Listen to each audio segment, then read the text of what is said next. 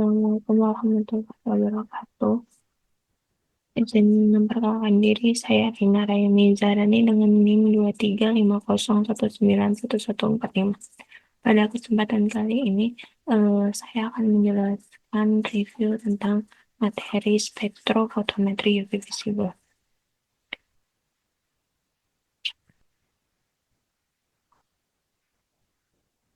Baik, yang pertama itu konsep dasar spektrofotometri UV visible.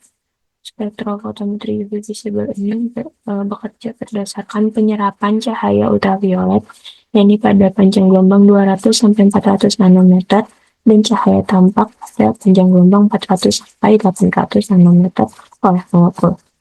Saat cahaya diserap, terjadi transisi elektron dari tingkat energi rendah atau ground state ke tingkat energi tinggi atau excited. Untuk analisis kuantitatif atau yang menjadi dasar kuantifikasi pada metode spektrofotometri UV visible ini menggunakan bukti number sheet yaitu yang berumus A sama dengan epsilon kali B kali C.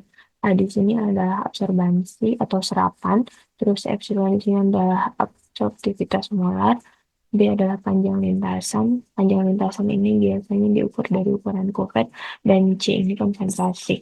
Konsentrasi dari larutan yang akan diuji.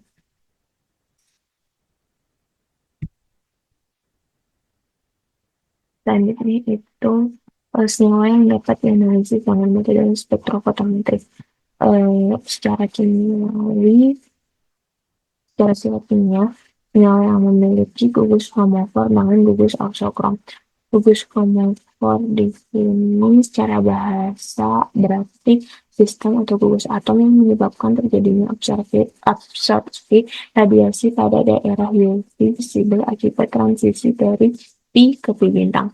Gugus homofor ini ditandai dengan adanya ikatan pi seperti contoh C rangkap 2, C rangkap 2O atau N rangkap 2 dan sistem aromatik atau atom dengan elektron N. Elektron N di sini yang dimaksud yaitu pasangan elektron bebas seperti O, N, S, dan unsur halogen dapat ditindak sebagai gugus homofor ini. Contohnya adalah ini terdapat rangkap 2C, terus di sini unsur aromatik, terus di sini juga ada pasangan elektron bebas O sama yang ini dari unsur halogen. Selanjutnya itu gugus auxokrom. Secara bahasa auxokrom adalah sistem atau gugus atom yang menyebabkan terjadinya absorpsi radiasi pada daerah UV visible akibat transisi dari N ke pi bintang atau N ke sigma bintang. Gugus auxokrom ini ditandai dengan adanya ikatan OH, NH2, atau OR. Nah, metode ini yang dimaksud yaitu metode spektrofotometri UV visible banyak digunakan untuk analisis obat atau zat aktif, zat warna, vitamin, senyawa aromatik, dan senyawa organik terkonjugasi. Selanjutnya yaitu spektrofotometri UV visible ini kan bekerja berdasarkan transisi elektron. Nah, transisi elektron ini terjadi pada orbital sigma, pi sama n. Untuk orbital sigma di sini yaitu hasil tumpang tindih langsung antar atom atau ikatan tunggal orbital molekul yang terbentuk simetris terhadap rotasi keliling ikatan. Elektron yang menempati orbital ini disebut elektron sigma. Ikatan jenuh pada suatu molekul yang tidak mempunyai atom dengan pasangan elektron bebas dibentuk oleh orbital sigma. Untuk orbital sigma di sini adalah atenah karena terdapat satu ikatan sigma dan ikatan kedua yaitu ikatan pi. Selanjutnya itu orbital pi. Orbital pi ini merupakan orbital molekul yang terbentuk tidak simetris terhadap rotasi keliling ikatan. Hasil tumpang tindih samping atau ikatan rangkap 2 atau 3. Terus elektron yang menempati orbital ini disebut orbital pi, elektron pi. Terus ikatan tidak jenuh pada suatu molekul tidak punya atom dengan pasangan elektron bebas dibentuk oleh orbital P. Dan orbital P adalah ikatan rangkap 2 sampai ikatan rangkap 3. Terus selanjutnya yaitu orbital N atau non-ikatan. Jika dalam satu molekul orbital atom tidak berinteraksi dengan orbital atau atom lainnya, dengan kata lain elektron dalam atom tersebut tidak ikut dalam pembentukan ikatan kimia dalam molekul. Elektron-elektron yang menempati orbital ini disebut elektron N. Atom pada molekul dengan pasangan elektron bebas dibentuk oleh orbital N. Jika orbital N itu C sama O karena punya dua pasang elektron bebas, terus C sama N karena punya sepasang elektron bebas, terus S juga punya dua pasang elektron bebas, kalau Ci punya tiga pasang elektron bebas. Selanjutnya itu faktor-faktor yang mempengaruhi pergeseran panjang lubang di daerah dirigasi bot. Faktor yang pertama yang mempengaruhi yaitu sistem terkonjugasi. Konjugasi adalah keterhubungan antara ikatan rangkap dan ikatan tunggal secara bergantian. Terus contohnya itu kayak habis ikatan C rangkap 2, terus ikatan tunggal habis C rangkap 2 lagi. Terus semakin panjang sistem terkonjugasi, semakin mudah elektron dipindah sehingga energi transisi menurun. Akibatnya terjadi pergeseran batu kromik atau redshift. Panjang gelombang serapan akan meningkat ke arah merah.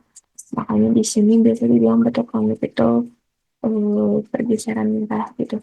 Terus contohnya itu butadiena yang menyerap pada lambda lebih panjang dibandingkan metana. Dan faktor selanjutnya yaitu pelarut. Polaritas pelarut mempengaruhi interaksi antara molekul pelarut dengan senyawa terlarut.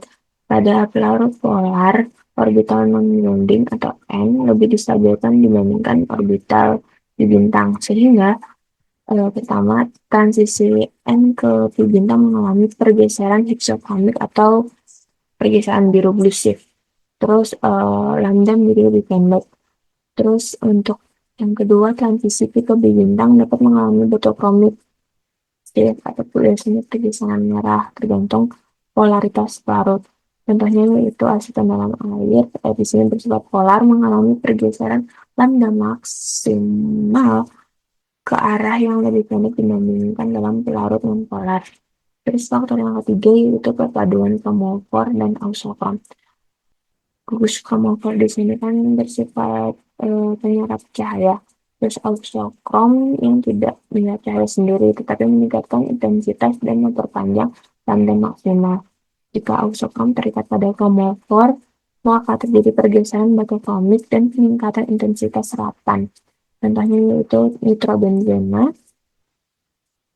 Di sini bersifat tanpa ausokrom memiliki lambda max lebih pendek daripada p-amino nitrobenzena.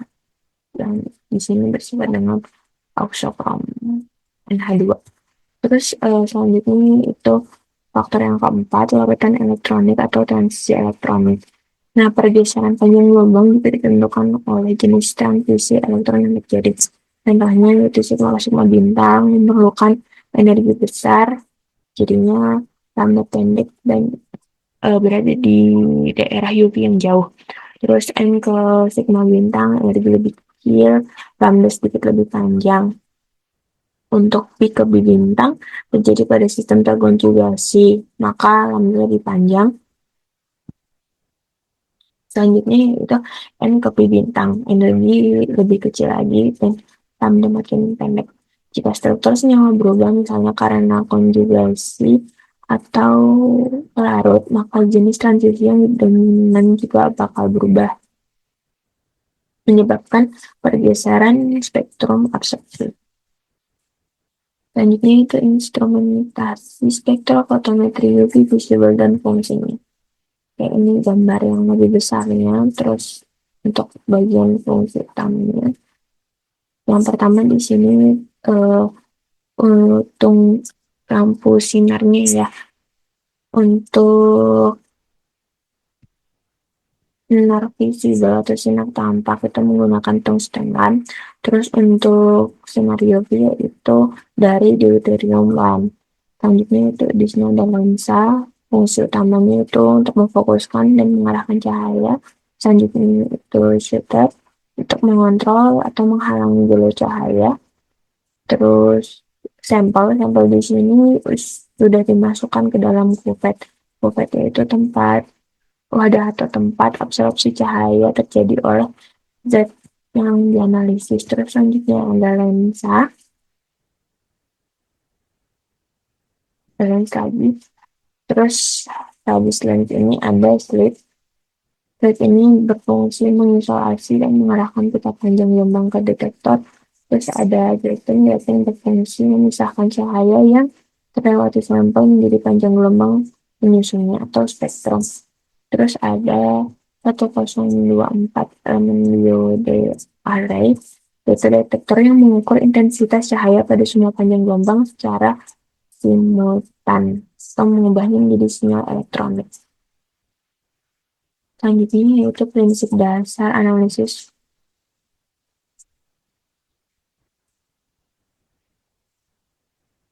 Selanjutnya itu perbedaan analisis kualitatif. Prinsip dasar analisis kualitatif dan kuantitatif dengan metode spektrofotometri visible. Analisis kualitatif spektrofotometri visible di sini tujuannya untuk mengidentifikasi jenis senyawa berdasarkan karakteristik spektrum serapannya. Prinsipnya itu setiap senyawa memiliki panjang gelombang maksimum atau lambda max tertentu yang merupakan ciri khas struktur elektroniknya. Dengan mencari posisi lambda max pada spektrum, kita bisa mengenali senyawa yang dianalisis. Contohnya, vitamin B2 memiliki lambda max sekitar 445 nanometer, menunjukkan adanya sistem terkonjugasi aromatik. Jika spektrum menunjukkan lambda max yang sama, berarti sampel mengandung vitamin B2. Terus selanjutnya itu analisis kuantitatifnya. Nah, tujuannya ini untuk menentukan kadar atau konsentrasi zat dalam suatu larutan berdasarkan nilai absorbansinya. Prinsipnya yaitu berdasarkan hukum Lambert-Beer, absorbansi berbanding lurus dengan konsentrasi. Maka semakin tinggi konsentrasi, semakin besar nilai absorbansinya. Contohnya yaitu dalam analisis tablet sulfamethoxazole dengan trimetoprim. Keduanya menyerap pada panjang gelombang berbeda sehingga kadar masing-masing dapat ditentukan secara bersamaan menggunakan metode derivatif atau metode multikomponen. Selanjutnya yaitu kelebihan dan kekurangan spektrofotometri UV visible. Kelebihannya yaitu sensitif dan akurat, mampu mendeteksi kadar dalam konsentrasi yang sangat kecil. Untuk sangat kecil itu sampai 2 ppm bisa dapat dideteksi. Terus cepat dan efisien, waktu analisis singkat, prosedurnya juga sederhana, hanya pengejaran. Terus butuh sedikit sampel, hanya memerlukan beberapa larutan. Di sini sampel yang biasa digunakan untuk larutan intip itu hanya 100 mg yang dilarutkan dalam 100 ml larut. Terus bisa untuk analisis kualitatif dan kuantitatif, dapat menganalisis campuran, multikomponen atau derivatif, terus alat mudah digunakan dan biaya operasional rendah. Untuk kekurangannya itu hanya untuk senyawa yang menyerap cahaya UV dan visible. Terus pelarut atau warna sampel bisa mengganggu hasil apabila larutan itu tidak jenuh, apabila larutan tersebut keruh, maka akan sulit untuk dianalisis. Terus juga kalau larutan sampel berwarna juga akan sulit untuk penyerapan cahayanya. Terus sampel harus jernih, ya tidak boleh keruh. Terus hasil bergantung pada kalibrasi alat atau kebersihan kupet. Makanya di sini kupetnya itu harus dibilas dulu di awal dengan pelarut yang digunakan. Terus itu untuk kalibrasi. Terus untuk yang proses selanjutnya kupet harus dibilas dulu dengan zat yang akan diuji sebanyak 2-3 kali. Lalu kurang spesifik jika dua senyawa memiliki lambda max yang mirip. Oke, saya rasa cukup sekian yang dapat saya sampaikan. Mohon maaf atas kekurangannya dan terima kasih atas perhatiannya. Terima kasih. Wassalamualaikum warahmatullahi wabarakatuh.